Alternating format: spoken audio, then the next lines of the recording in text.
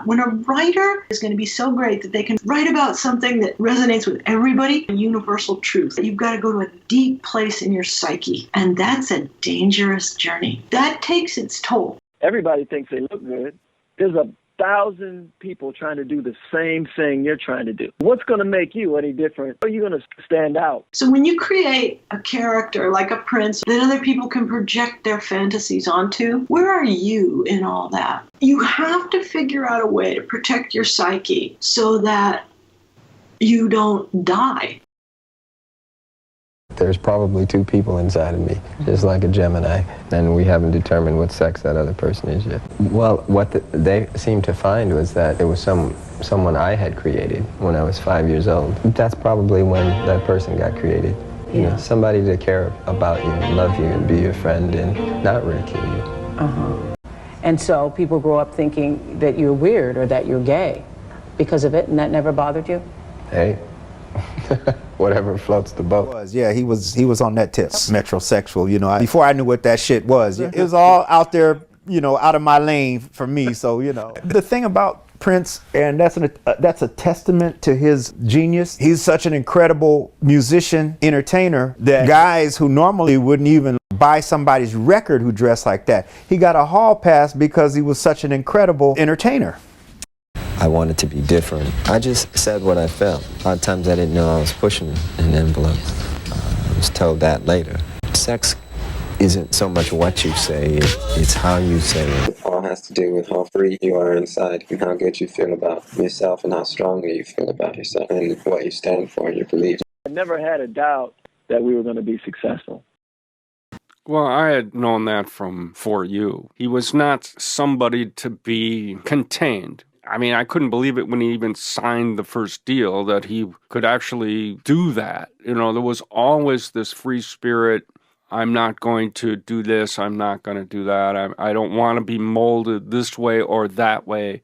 He says, I want to be someone that nobody knows who I am. And I said, what do you mean by that? He says, I don't want them to know whether I'm straight, whether I'm gay. He got a kick out of the gay hairstylists and stuff and the way they talked, the stuff they laughed. And you know, he just got a kick out of that stuff. Remember when controversy came out? Am I straight or gay? You can guess, but my actions will speak louder than my words. He loved playing on that stuff. It was part of his sense of humor as well as building who he was. We get a lot of slack for our clothes and the way we act and things we say, and the first impression they get is that we're gay. When they don't understand something, people where I come from, they usually just write it off as being gay. Prince invented sex at that time in his life. He wanted everybody in the band to have a distinct image, and that what he was going to portray pure sexuality. The 80s fashion was mixed up. When I met Prince and Andre, they were both wearing kind of this look, like shorts over leg warmers. As we experimented, there's some really outrageous costumes in the first tour. Well, I do all my own stuff.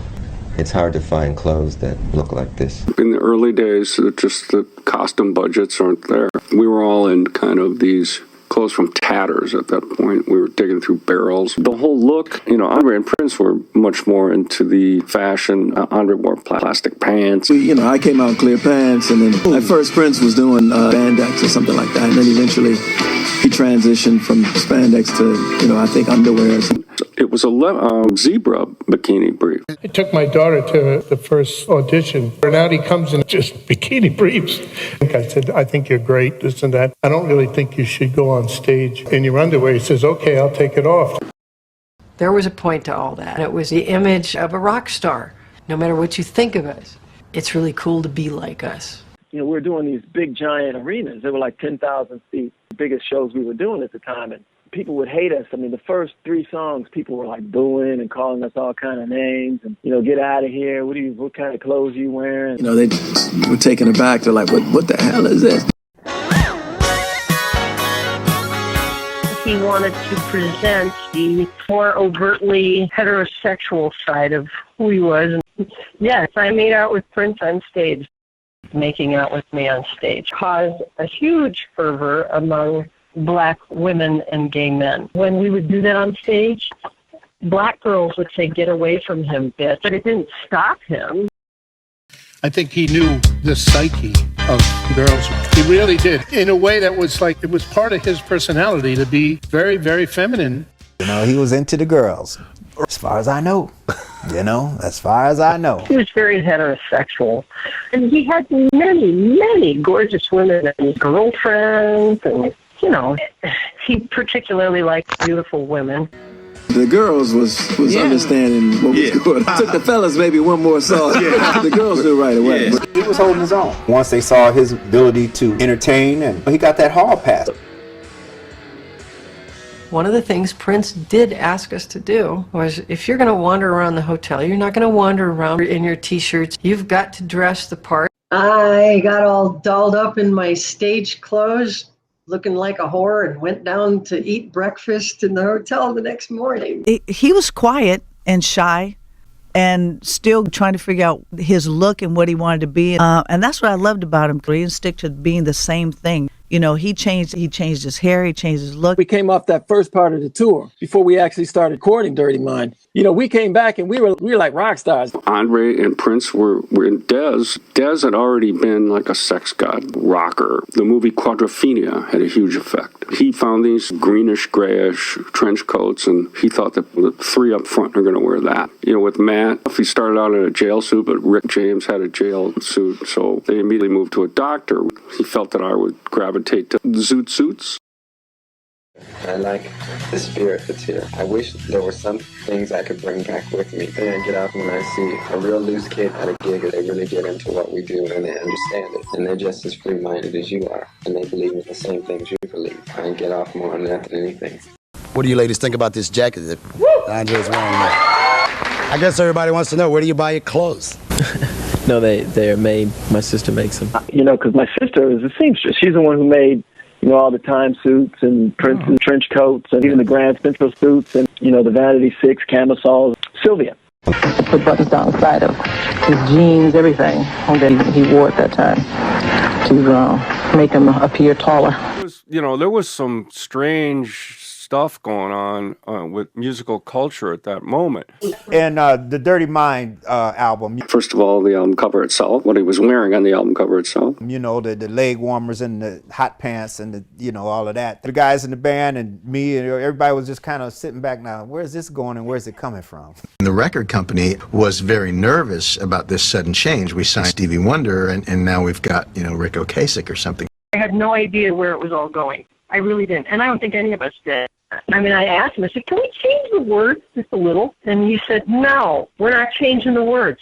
There was a high level of uncomfortability. And at that time, that was so far over the top that management, the label, everybody was nervous about it at some level. A lot of things went on. I mean, that record was almost the end rather than the beginning on a lot of fronts behind the scenes. We knew that it was very different from what was going on at the time. And I loved it. I loved that it was outrageous. I was the rock and roll guy. So for me, that record was a triumph. We became much more of a rock band. Dirty Mind. It was not a huge hit, but it was the tipping point. It was done specifically for shock value and to get people's attention, you know, and it worked. At the time, back in the beginning, white people weren't all that interested. I mean, we were opening for Rick James, so it was a primarily black audience. There were a few white hipsters in the crowd. We'd just come off of the Rick James tour. 35 musicians hovered on one little stage and we're all singing and stuff. And then Prince is all pared down, 6 people on stage. That's it. He needed some work on his hair. My partner, Tony, his brother was a beautician, an hairstylist. We were out in California. Perry Jones and Tony Winfrey, they took us to a place here in L.A. to get our hair done. And mine took, right? Prince had a way better grade of hair than I. And they did his hair, and he hated it. And he was like, take that out. Well, we can't take it out. Just give me a perm. They said, well, your hair will fall out. He said, I don't care. I don't like it. They gave him a perm, and it completely just laid straight. He said, that's it. And we got the hair right. Prince had somebody give him a perm, do a perm, and it grows out. And so it started to break off. That person probably overlayered it because Prince was probably like, I need you to do the roots. Mm-hmm. Yeah. And they didn't have the guts to go, no, I can't do this. Your hair's going to fall out. Earl came along. He was working at Umberto, which is where I went. Then Prince was in town in LA and needed somewhere. I was like, yeah, you just need to go get it done. And he knows how to do it. A lot of like deep treatments for him. He worked with him on that. You know, we got the world's attention. He also got the attention of Rolling Stones. who asked him to open for him. And the first gig they did without me was the gig they did with the Rolling Stones. I knew about Prince, and we played shows with it in 1981. That's 1979 was when Prince first came out, and I was bombarded with Prince albums. Got all these friends of mine that worked in this record company. He was on the same record company. Big handpicked all the opening acts. He was a huge Prince fan. One of our managers came in and said, "You guys are going to be opening for the Stones." To that point, we hadn't done any shows where it wasn't kind of a friendly to begin with. It was the first time having to overcome the hostility of not only opening for somebody else, but opening for a band whose, at least a portion of their fan base, wants you dead. You know, you say Rolling Stones, and he loved Mick Jagger, right? Yeah, he loved Mick Jagger. Yeah. And he so wanted to be a rock star that he wasn't listening. I was like, I don't know. Yeah. But, you know, he's like, no, I got to do this, man. It's going to be great. I was videotaping his show. He opened for the Rolling Stones. He had the G-string on. He had the trench coat. They were not fans of the bikini underwear at the label. Back in 1981, he was one of the opening acts for the Rolling Stones. The lineup went like this. The Stones as headliners last. Them Jay Giles Band. George Thorogood opening the show was a young hero from Minneapolis. For some reason... Let's be frank. Can we be frank? The Stones audiences didn't like this singer and his group. Say the color of my skin. They were downright hostile. They booed them, threw things at them. They forced the band right off the stage. That band leader just kept making his music his way. I just try to do my best. Oh, yeah, I thought it was really sexy. When I saw him, he doesn't do it anymore. And so you won't see him with the knickers. Seriously though, he's definitely got it compared to sort of a group like Span the Ballad. I mean, there's no comparison in musically talent as well as on stage. What do you think of Prince's clothes? Have you seen the current show? Well, speaking of, we're going tomorrow night. Wait till you see the shoes. The shoes are very major. Well, they're very high instep, and they look extremely uncomfortable. Like Chinese, like women, they used to put them in those... Bind them up, they're sort of all gnarled and everything. They probably have to slice them off afterwards. Well, I'll tell you about it when I can see him tomorrow night. It should be a bit of a laugh. One of my heroes, Carlos Santana, is to blame for my shoes. In all his early posters, he had on shoes higher than mine. Recently, I played guitar in flat shoes. It was like Samson with no hair. After the Rolling Stones debacle, he had all this newfound courage. He created alternate versions of himself. He created The Time and he created Vanity 6 to be an alternate version of himself. I know we're here and you're in town to promote your music, but since we're talking, how'd you enjoy the show? Nasty Girl. I thought it was good.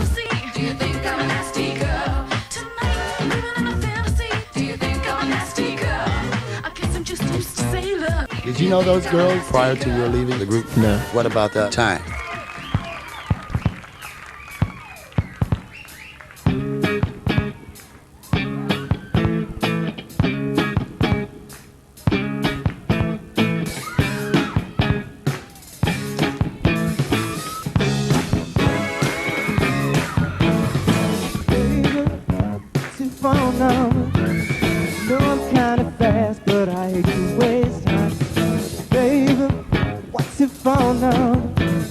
Girl, I have to ask, 'cause you're so fine. Jerry!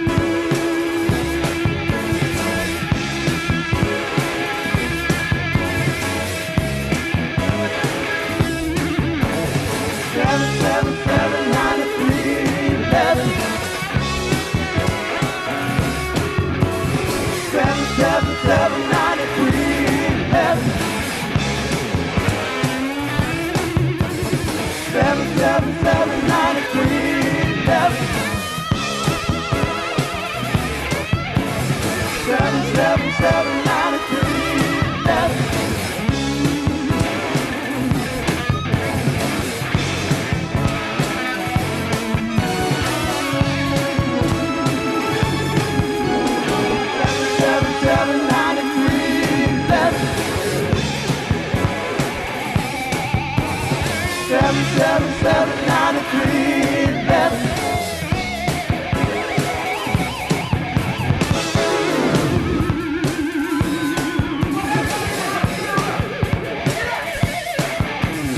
Seven, seven, seven, 9311.